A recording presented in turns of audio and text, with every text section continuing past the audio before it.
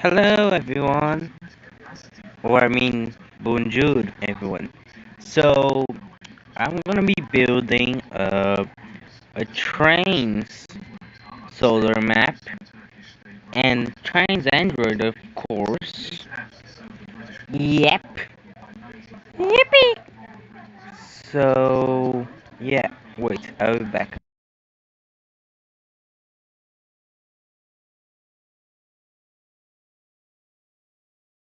Okay, so it's loading.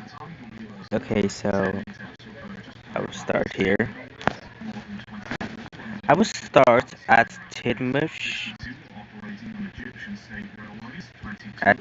sheds as example as oh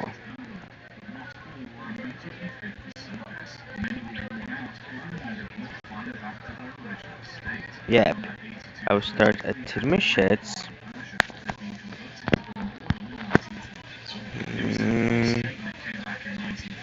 Mm, let me see here. Here.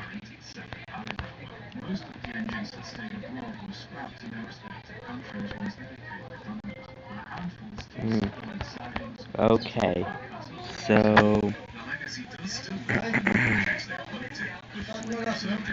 mm, I will be using um I will be using um the normal no I mean normal ah, train train tracks. Oh hello Vinny.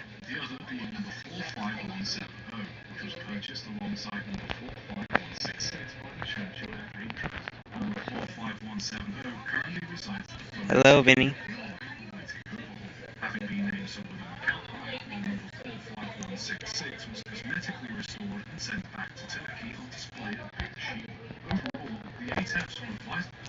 So let's start with the engine works.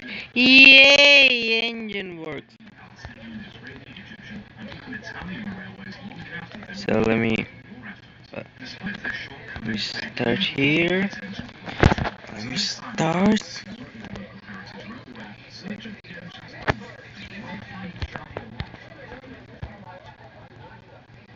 Mm, no, Vinny, I don't need help with English. I know English. Hello, Marcus. Um, um,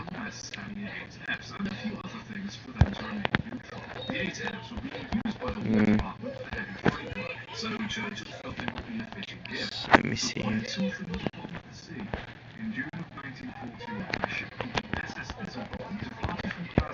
So,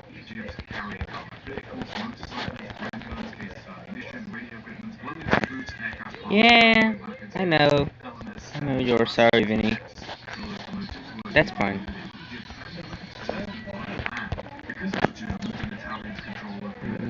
Let me see.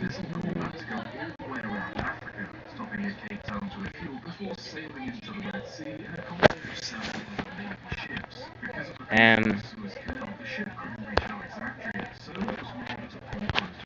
um, I don't know how to explain Marcus, but I will not make a video. Sorry.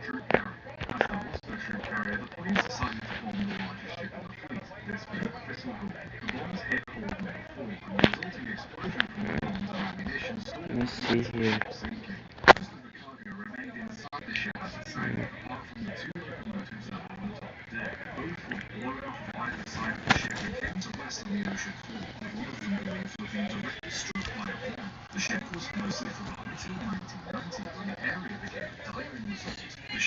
Let me see here.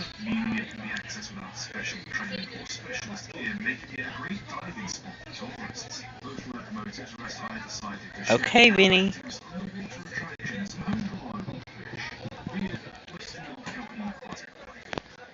Let me see. Sugar. No, oops, no. Um, Copyright issues. Yeah.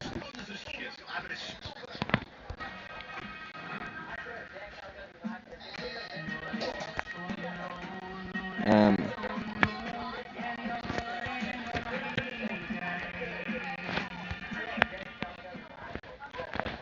man.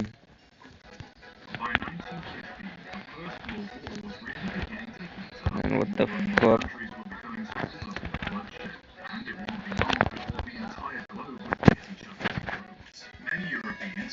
Mm. Okay, I know you get so nervy, but I get the joke. I get it. Happy Mother's Day. Happy Mother's Day, Vinny. Oh, thank you.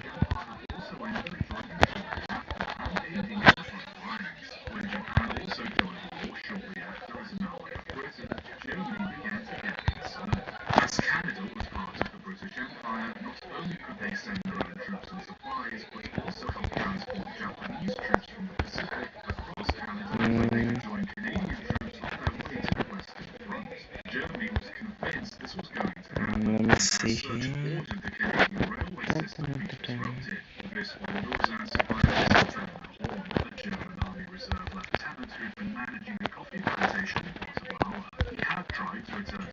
Ouch.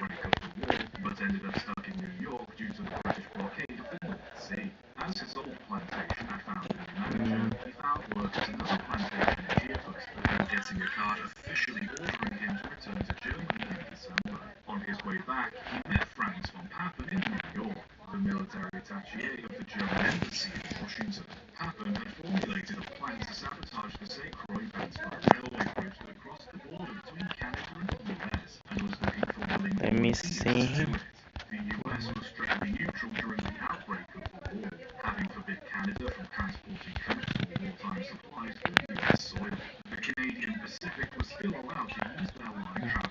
Mm,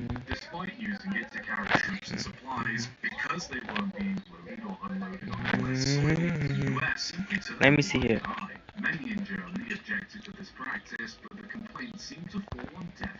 No, not at all.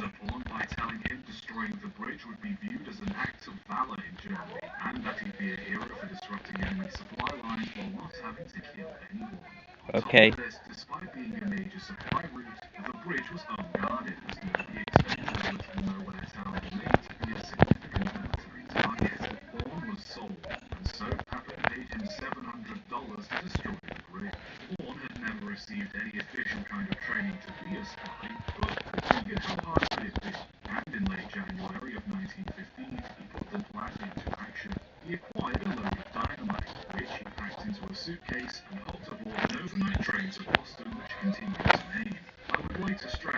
Mm,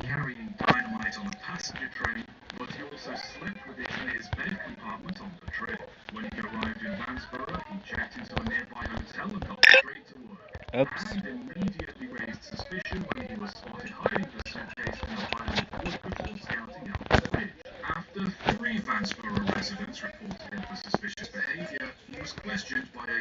Let me see here. How I'm going to add the stuff? How I'm going to add the stuff? Hmm.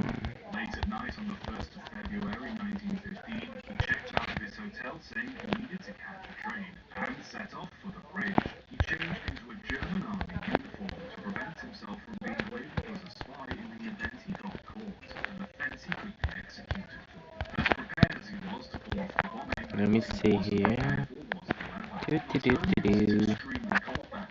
Oh, so if anyone has suggestions for any videos, I will accept it. I will accept it if I can, okay? If I can, if I can't, so yeah. If I can't, I want to make.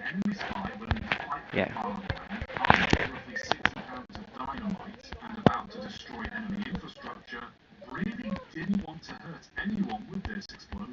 As such, he waited a while in a freezing gale to make sure no more trains were coming before continuing. It was 7 minutes past 1 in the morning by the time he had placed the bomb. He cut the fuse and lit it with a cigar. Yes, yes. Yes, I want. The same hotel he had checked out of earlier. The hotel proprietor saw how badly frostbitten Horn was and allowed him to check back in for the night. Because the Horn had cut the fuse, the dynamite exploded after only 3 minutes at 10 past 1, blowing out windows across Vansborough and St. Croix, exposing many residents to the cold, harsh winds outside. The blast was so powerful it left the bridge relatively intact. Only a few iron beams were twisted out of shape, and upon inspection the next day, the damage to the bridge was found to be relatively minor. Frankly, the bomb seemed to have caused more damage to its surroundings than to its target. It didn't take long for the hotel proprietor to connect the explosion with Horn reappearing in the middle of the night, half frozen. The sheriff of Vansborough and 2 Canadian police officers detained Horn at the hotel, Horn having changed into his uniform again to prevent spy charges. As he was arrested on U.S. soil, he was tried by the U.S. courts first, where he signed a confession. Because the explosion happened on the Canadian side of the bridge, the most the court could charge him with was carrying explosives on a public train. He was sentenced to 18 months in the Atlanta Federal Penitentiary in Georgia. Afterwards, he was discharged to Canada in 1919, where he was tried for attempting to blow up the bridge. He was sentenced to 10 years in prison, but was released and sent back to Germany in 1921 after being deemed insane. In reality, he was suffering from syphilis. What happened to him afterwards isn't really known. The bridge, meanwhile, was only out of service for a few days before it was quickly repaired. Not only was Horn's attempt to serve the fatherland a fantastic demonstration of how not to be a spy, but in the long term led to the US cracking down on possible German spies. The fact bomb happened, an official German ambassador managed to orchestrate this attack. Let me see. The US, despite being neutral, they still weren't safe, or worse, were inadvertently helping German spies orchestrate attacks on Canada. Eventually, the US started sending supplies to the Allied countries, and finally joined the war in 1917. Looking back, Werner Horn's attempt to blow up the Vansborough Bridge is frankly a comical example, but not everyone is cut out to be a spy. From carrying explosives in public to getting caught several times acting suspiciously to failing to achieve his goal in the first place, it'd be fair to say he wasn't exactly the best the fatherland had to offer. Let me see. I will add the coal stage. Yeah. Coal stage. Twice before playing James Bond, as you may end up acting a bit more Austin Powers. Running locomotives from different countries on other railways always comes with its drawbacks. Sometimes problems come in the form of let me see. Now it just had Ed Henry.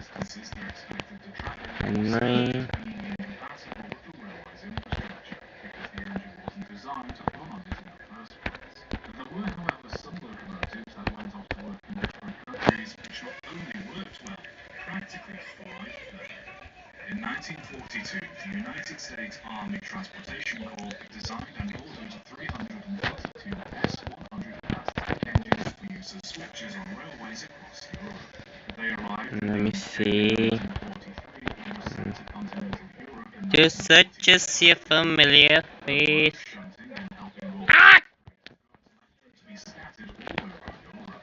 By the end of the war, they were Let me. used in Austria, Britain, France, Greece, Italy, Yugoslavia, Real end. Israel, Iraq, Iran, the Netherlands, and even as far as China. Their short wheelbase allowed them to negotiate some of the tightest curves. Their tanks and bunkers gave them good range should they need to build short-distance goods trains, and they could be easily converted to burn oil instead of coal. Their simple design and adaptability meant there were few railways where they couldn't work. After the war, while some were no longer needed and either scrapped or sent back to the US, many found a new life working as shunting engines in their respective countries. 77 were purchased by France's National Railway, 20 were acquired by Greece, 4 by Italy, 10 by Austria, 2 by China, and 15 by Southern Railways in England and Scotland, with several more working in factories and coal mines up and down the country.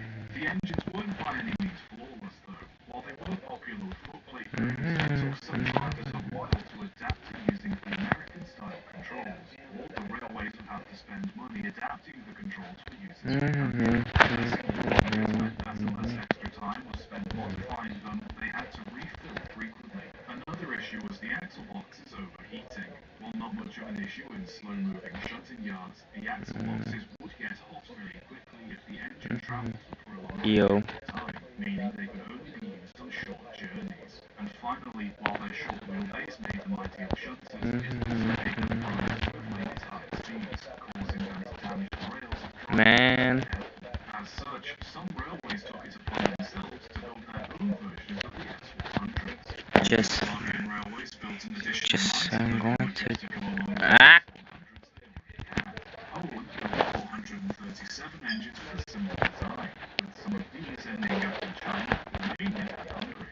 Even the Great Western Railway in the UK built their own tank engines in a similar design, with limited success. All in all, despite having a few teething troubles, I'm going to add the Vicarstown style wall. Just one go. Just try to do things better.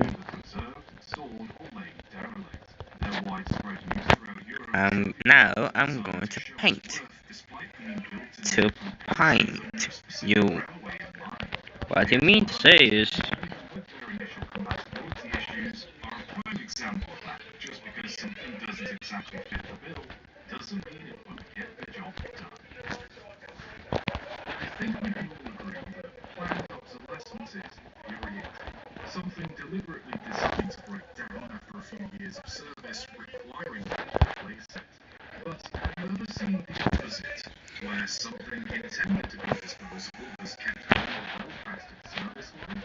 Because in the case of the S160s, that's exactly what happened. As the second World War was heating up, the United States Oh, thank you. did their best to remain neutral while providing aid to the Thanks. Allied forces.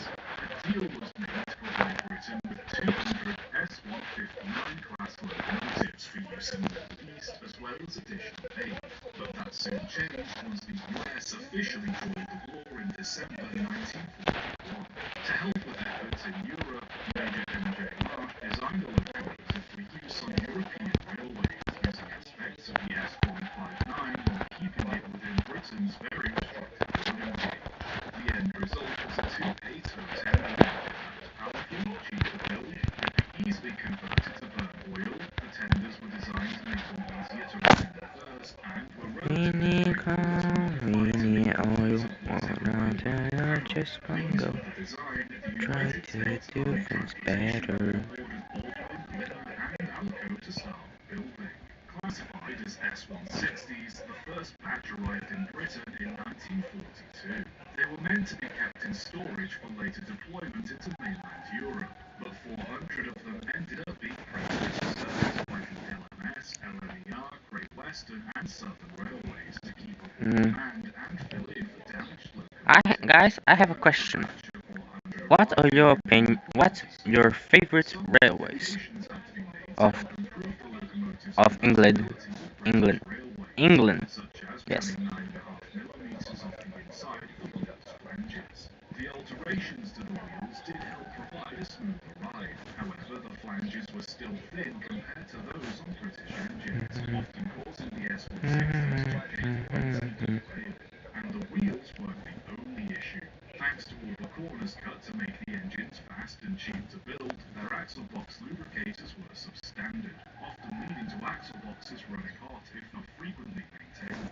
Another issue was their controls.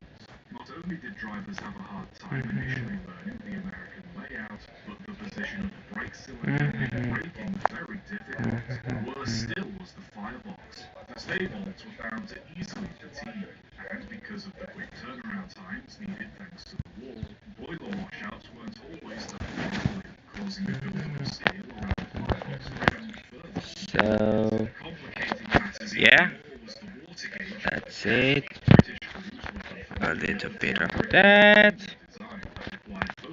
Let me see here.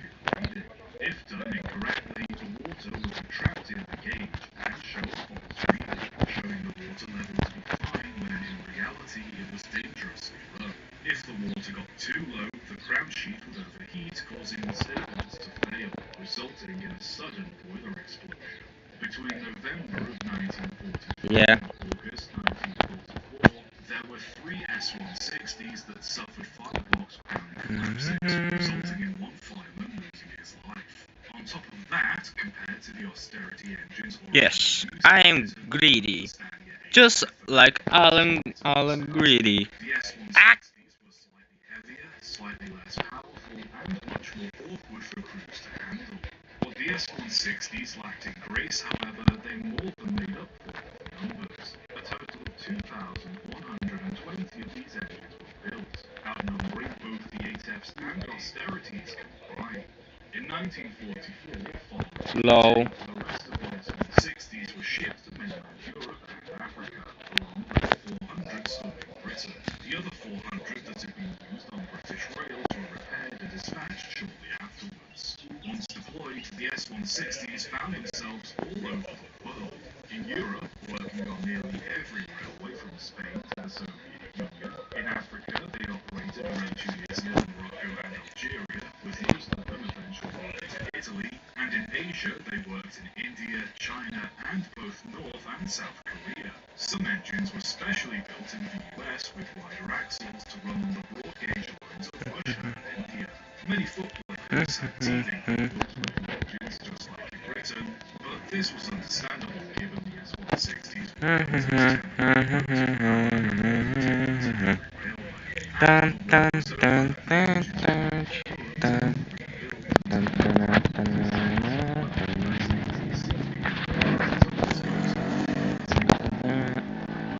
some were just cut up for scrap and parts. However, yes, yes. European railways were in dire need of motive power and ended up buying many S-160s to keep them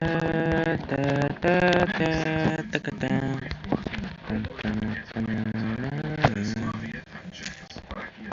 Hungary took the most units, 510 in total, though these had to be extensively modified to make them more compatible with Hungarian railways, such as having new brakes fitted, new whistles, new chimneys, and having their cabs and tenders raised. Despite being built primarily for freight work, in Hungary they were mostly used as passenger engines. A handful of Yeah. engines deployed in Spain and Alaska, but the ones spread over Asia perhaps saw the most use. They continued to work in India well into the So I will end the live here.